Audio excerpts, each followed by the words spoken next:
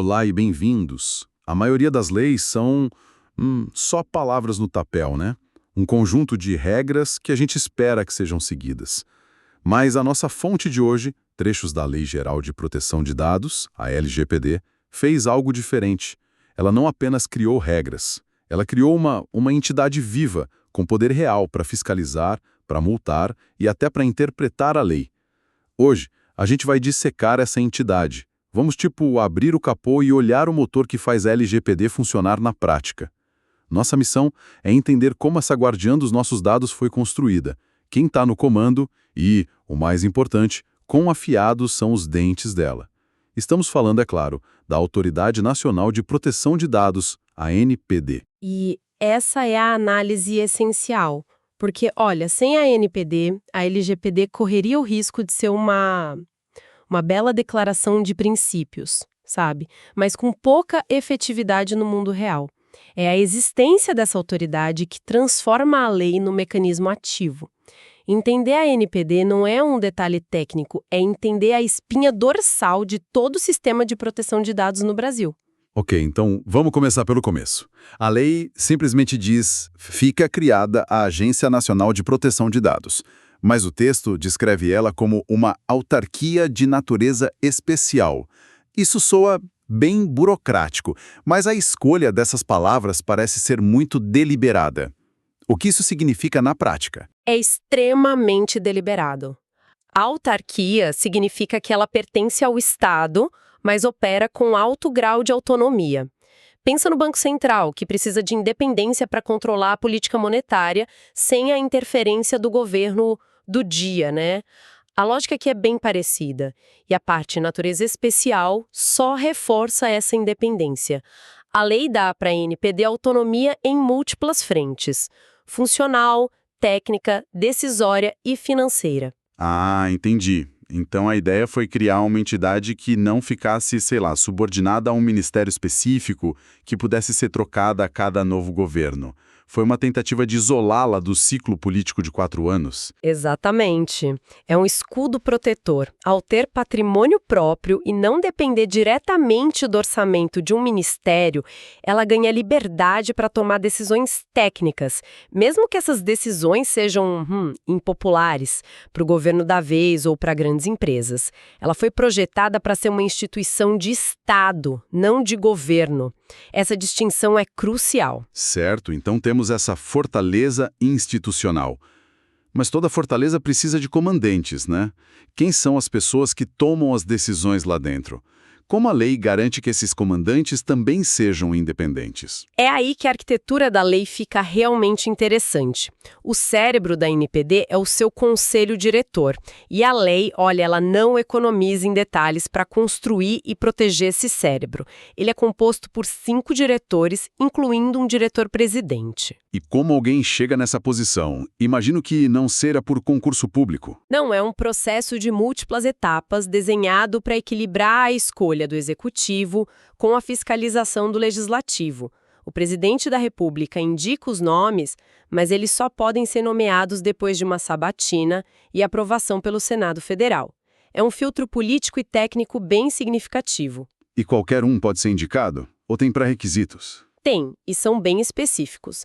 A lei exige que sejam brasileiros, com reputação ilibada, formação de nível superior e, o mais importante, elevado conceito no campo de especialidade dos cargos. Não é um cargo político, entende? A lei está basicamente gritando que precisa de especialistas ali. Pessoas que entendam de verdade de privacidade, de tecnologia. Exato, regulação, direito digital. Ok, faz sentido. Mas a verdadeira independência, ela vem da estabilidade no cargo, né? Quer dizer, de nada adianta ter um especialista se ele puder ser demitido ao primeiro sinal de desagrado. É aqui que entra a questão dos mandatos, certo? Perfeitamente. E a solução que a lei encontrou é uma das peças de governança mais inteligentes do texto.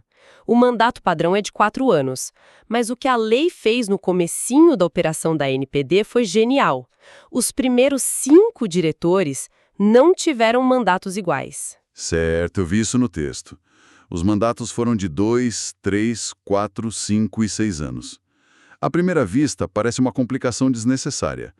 Mas tem uma estratégia por trás disso, não é? Uma estratégia fundamental.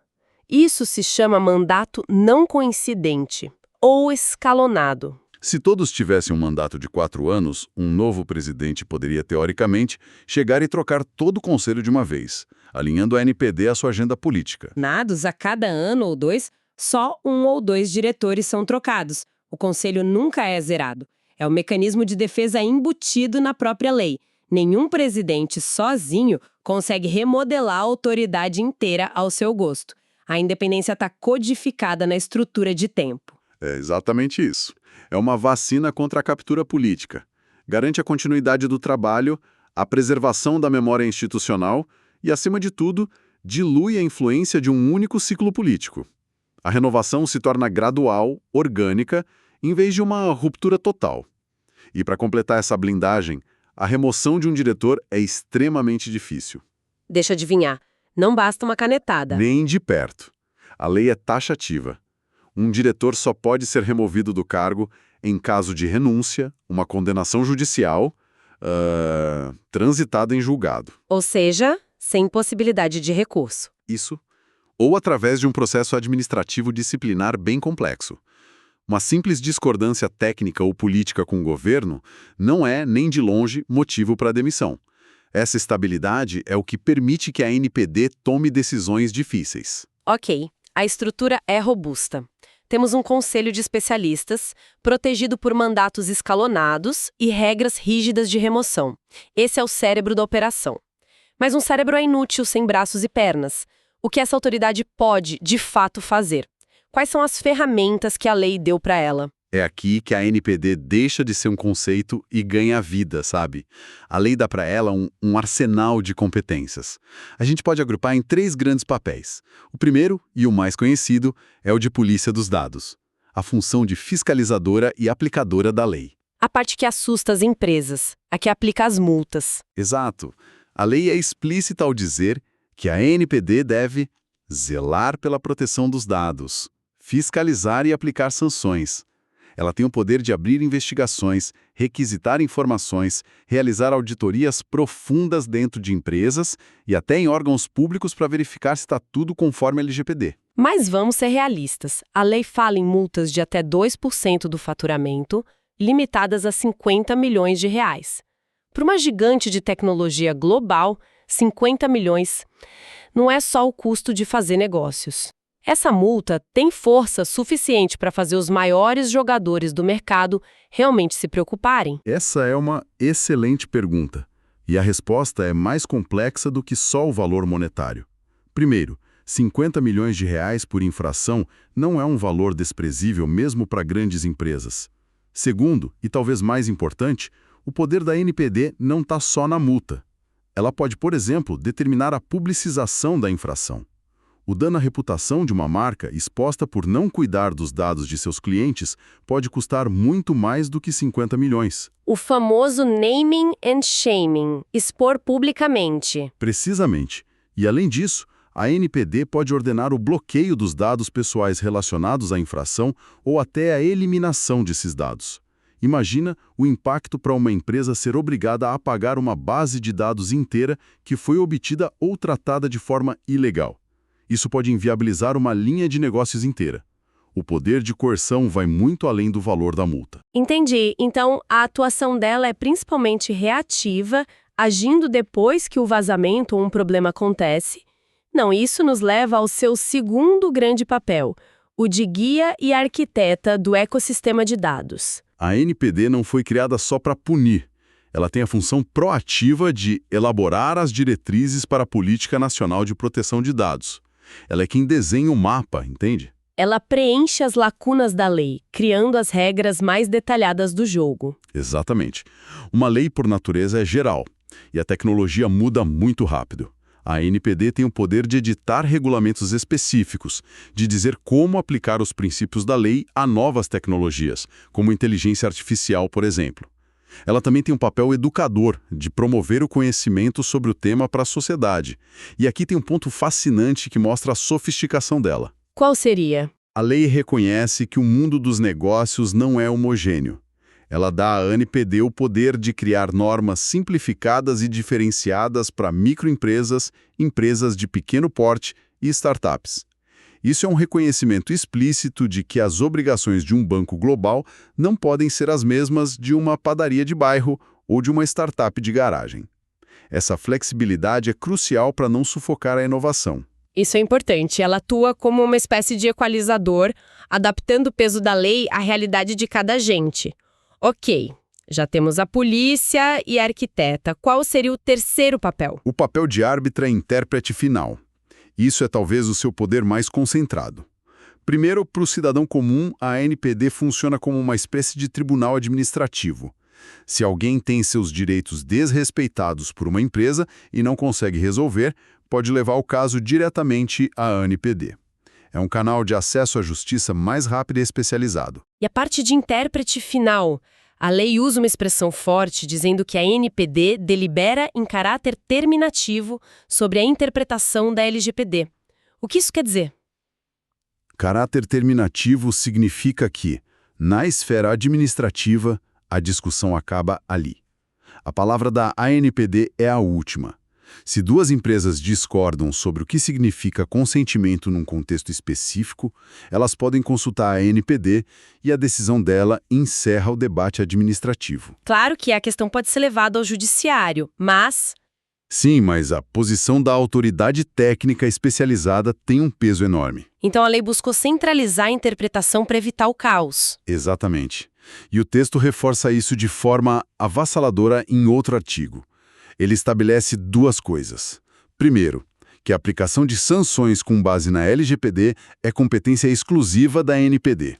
Nenhum outro órgão, como um PROCON, por exemplo, pode multar usando a LGPD como fundamento. Isso já cria uma hierarquia clara. Mas a lei vai além. Ela diz que as competências da ANPD sobre proteção de dados prevalecem sobre as de outros órgãos e, para não restar qualquer dúvida, define a ANPD como o órgão central de interpretação desta lei. Isso é uma declaração de poder imensa. Na prática, diz que em matéria de proteção de dados no Brasil, a voz técnica e regulatória principal é a da ANPD. Juntando todas essas peças, o que emerge é a imagem de uma entidade multifacetada. Ela não é só um fiscal, nem só um regulador. Ela é um centro de gravidade. É a entidade que regula, educa, fiscaliza, media conflitos e, acima de tudo, unifica a interpretação da lei. Essa centralização é um modelo inspirado em outras grandes regulações, como a GDPR na Europa, onde cada país tem sua autoridade de proteção de dados. A ideia é criar segurança jurídica, sabe? Cidadãos e empresas sabem a quem recorrer e quais regras seguir, evitando um cenário onde cada órgão do governo interpreta a lei de um jeito diferente. Então, recapitulando a nossa análise, o que a gente viu nos textos da LGPD foi a criação de uma autoridade, a ANPD, meticulosamente desenhada para ser autônoma, quase como um quarto poder técnico no universo dos dados. Vimos como sua liderança, o Conselho Diretor, é protegida contra interferências políticas por meio de mandatos escalonados e critérios técnicos de escolha. E vimos o seu impressionante conjunto de ferramentas. O poder de polícia, com sanções que vão além do dinheiro e afetam a reputação e a operação das empresas. O poder de guia, que lhe permite adaptar a lei à realidade tecnológica e econômica. E, finalmente, o poder de árbitra, que a estabelece como a voz central e definitiva na interpretação da lei. Essa arquitetura legal é claramente uma resposta sofisticada a um dos maiores desafios do nosso tempo. Como governar o fluxo de dados em uma sociedade digital? Mas isso me leva a uma reflexão final. A lei criou uma autoridade com poderes e uma estrutura pensadas para o presente, com base nos desafios que a gente conhecia quando ela foi escrita. Mas o cenário tecnológico não para de mudar. A questão que fica é, essa estrutura, por mais robusta que seja, confere à ANPD a agilidade necessária para o futuro? Como ela, com essas competências, vai regular os dilemas de privacidade trazidos por tecnologias que mal começamos a entender, como a inteligência artificial generativa avançada ou a computação quântica? Será que o escudo que a protege da política também não a torna lenta demais para um mundo que se move na velocidade da luz?